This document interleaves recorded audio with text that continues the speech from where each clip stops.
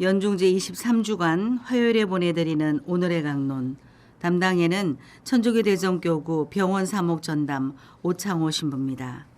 오늘 복음은 루카복음 6장 12절에서 19절까지의 말씀입니다. 그 무렵 예수님께서는 기도하시려고 산으로 나가시어 밤을 새우며 하느님께 기도하셨다. 그리고 날이 새자 제자들을 부르시어 그들 가운데에서 12를 뽑으셨다.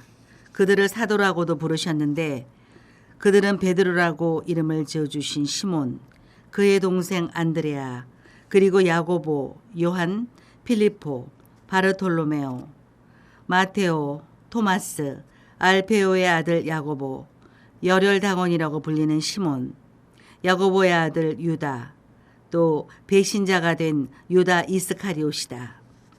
예수님께서 그들과 함께 산에서 내려가 평지에 서시니 그분의 제자들이 많은 군중을 이루고 온 유다와 예루살렘 그리고 티로와 시돈의 해안 지방에서 온 백성이 큰 무리를 이루고 있었다. 그들은 예수님의 말씀도 듣고 질병도 고치려고 온 사람들이었다. 그리하여 더러운 영들에게 시달리는 이들도 낫게 되었다. 군중은 모두 예수님께 손을 대려고 애를 썼다. 그분에게서 힘이 나와 모든 사람을 고쳐 주었기 때문이다. 대전가톨릭 평화방송 애청자 여러분 안녕하십니까? 오늘 복음을 보면 예수님께서 산으로 가시어 밤을 새우며 하느님께 기도하십니다. 예수님의 밤샘 기도에 대한 하느님의 응답은 바로 12사도를 지명해 주신 것입니다. 복음은 말합니다. 날이 새자 제자들을 부르시어 그들 가운데서 12를 뽑으셨다. 12 중에는 우리가 잘 알다시피 배신자 유다도 있었습니다. 언뜻 보면 하느님께서 예수님께조차도 은총을 완전하게 주시지 않은 것처럼 보입니다. 예수님께서 십자가에 못 박혀 돌아가시게 된 계기는 바로 유다가 돈을 받고 예수님을 팔아넘긴 것이기 때문입니다.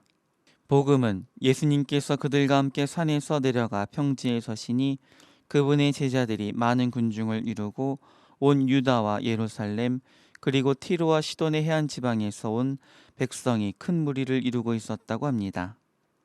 이곳에는 세 부류의 사람들이 나옵니다. 예수님께서 사도라고 부르신 12명의 사람들과 많은 군중을 이루는 제자들 그리고 큰 무리를 이루고 있었던 백성들입니다.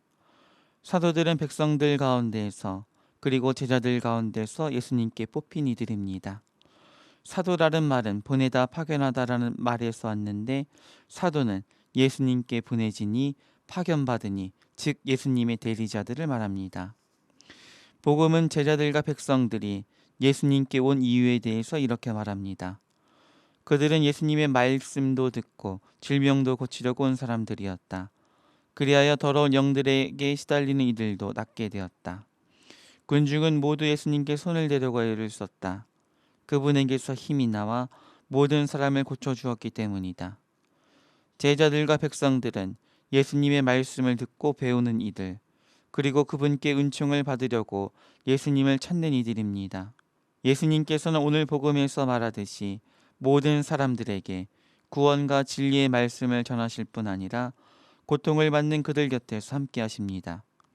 예수님께서는 산에만 계신 분이 아니라 산에서 기도하신 다음에는 반드시 평지로 가시어 모든 이들에게 구원의 말씀을 전하시고 치유의 은총을 베푸십니다. 이러한 예수님의 사명을 이어가고 완성해 나가고자 예수님께서는 사도들을 세우시고 이 사도들을 기초로 교회를 세우셨습니다. 바오로 사도는 말합니다. 여러분은 사도들과 예언자들 기초 위에 세워진 건물이고 그리스도 예수님께서는 바로 모퉁이 돌이십니다.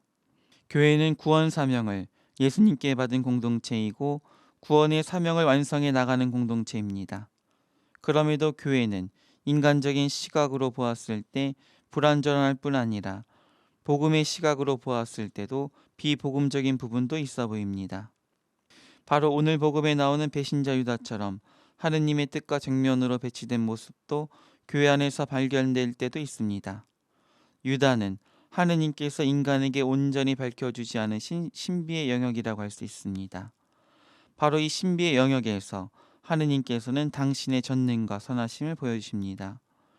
유다가 예수님을 팔아넘겨 예수님께서 십자가에 못 박히셨지만 이 사건조차도 구약에 예언된 예언의 실현이었고 이 사건을 통해서 하느님께서 온 인류를 구원하셨던 것처럼 말입니다.